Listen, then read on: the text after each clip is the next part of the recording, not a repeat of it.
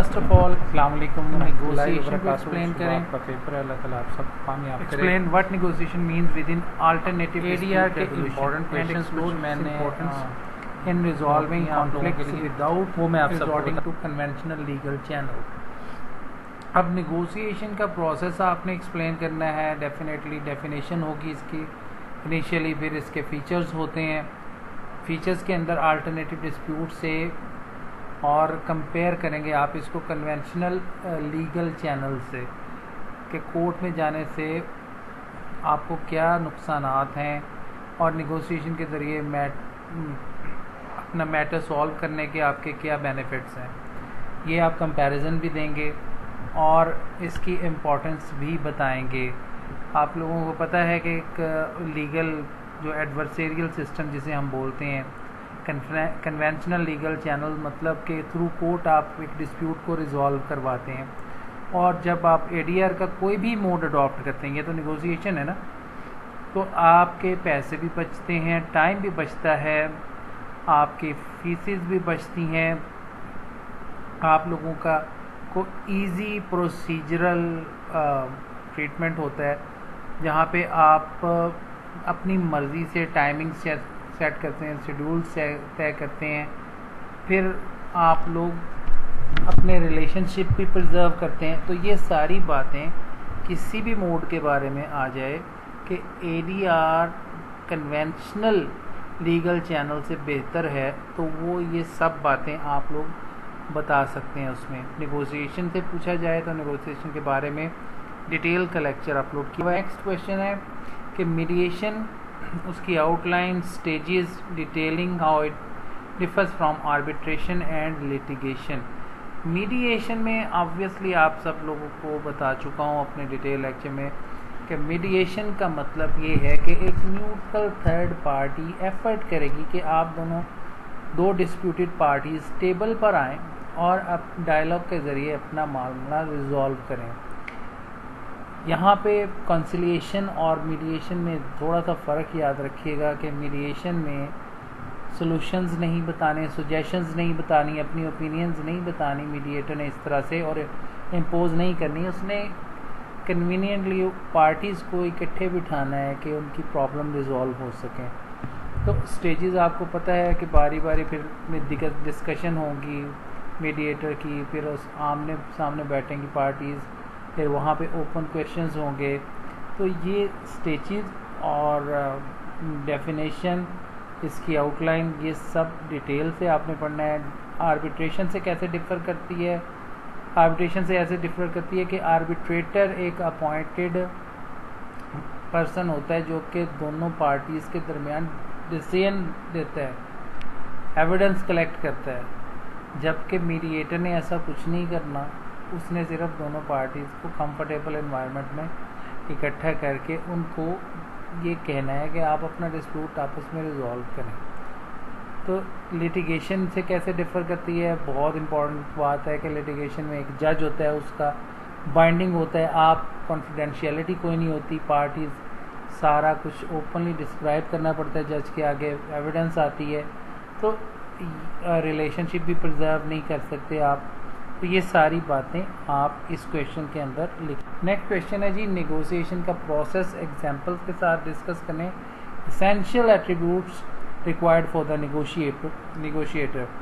वही बात कि नेगोशिएटर की क्या क्वालिटीज़ होनी चाहिए? गुड लिसनर होना चाहिए, पेशेंस होना चाहिए, गोल्स उसके माइंड में सेट हों, और फिर आप ये सब चीज़ें जो जितनी क्वालिटीज़ या टेक्निक्स इन्वॉल्व हैं वो आपको याद कर लेनी है। नेक्स्ट आपका क्वेश्चन है, to what extent does the mediation process contribute to resolving dispute effectively. आप मीडिएशन के प्रोसेस के बेनिफिट्स और ड्रॉबैक्स भी देखने हैं। एडवांटेजेस और डिसएडवांटेजेस दोनों ही इसमें लिख देने हैं। एडवांटेजेस आपको पता है कि कन्वीनियंटली पार्टीज रिजॉल्व कर लेती हैं आपस में डिस्प्यूट। डिसएडवांटेजेस की तरफ जब हम आएंगे तो डिसएडवांटेजेस क्या है कि मीडिएटर ने कोई आपको सजेशन नहीं देनी, कोई फोर्स नहीं करनी ओपिनियंस अपनी। अब मीडिएटर के पास आप ओपनली अपना डिस्क्लोज मैटर इतना नहीं करना चाहते तो ना करें। फिर मीडिएटर के सामने जो एग्रीमेंट आपने किया है, चाहे तो आप उसको मान लें, चाहे तो आप उससे कंफ्यूट कर दें और बाद में रिफ्यूज़ कर दें, उसको मानने से इनकार कर दें। ये सारे ड्रॉबैक्स भी मीडिएशन के हैं। अब ये ड्रॉबैक्स अव्वल तो ये एडीआर के नेगोशिएशन, मीडिएशन, कंसलेशन के मेथड्स के ड्रॉबैक्स हैं। आप किसी भी स्टेज पे मीडिएशन से रिफ्यूज़ करते हैं, विड्रॉ कर लें अपनी प्रोसीडिंग्स, तो ये इफ़ेक्टिवनेस कितनी है इसमें कि पार्टीज़ जो इसमें एडवांटेजेस हैं कि रिलेशनशिप प्रिजर्व रहते हैं, एक ऐसा थर्ड पर्सन वॉलंटरली आ जाता है, कॉन्फिडेंशियलिटी रहती है, ये चीज़ें और जो डिसएडवांटेजेस हैं वो दोनों एक्सप्लेन कर। नेक्स्ट है provide a definition of conciliation. आपको पता है and contrast with mediation and arbitration. ये डिटेल से आंसर आप लोगों के पास। आइडेंटिफाई की distinction in approach and outcomes among these alternative dispute resolution methods. ये आप लोगों के पास मैं ऑलरेडी स्लाइड शेयर करा चुका हूँ अपने लेक्चर में। नेक्स्ट आपके पास 6 इंपॉर्टेंट क्वेश्चन है कि आर्बिट्रेशन को डिफाइन करें and delineate primary characteristics, describe the key components of the arbitration process and explain how it delivers a legally binding resolution to disputes. अब आर्बिट्रेशन का प्रोसेस आपको पता है, where parties appoint a third arbitrator.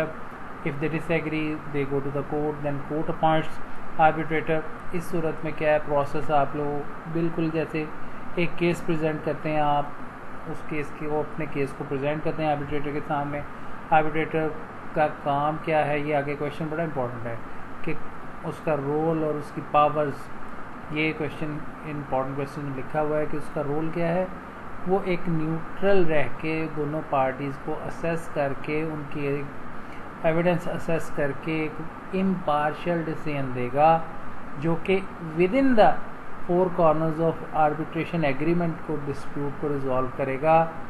उससे बाहर नहीं, disputes का ambit उसका आर्बिट्रेशन एग्रीमेंट के अंदर रहते हुए उसने अपना काम करना है। और प्राइमरी कैरेक्टरिस्टिक्स आपने बता देनी है जो कि आर्बिट्रेशन की हैं।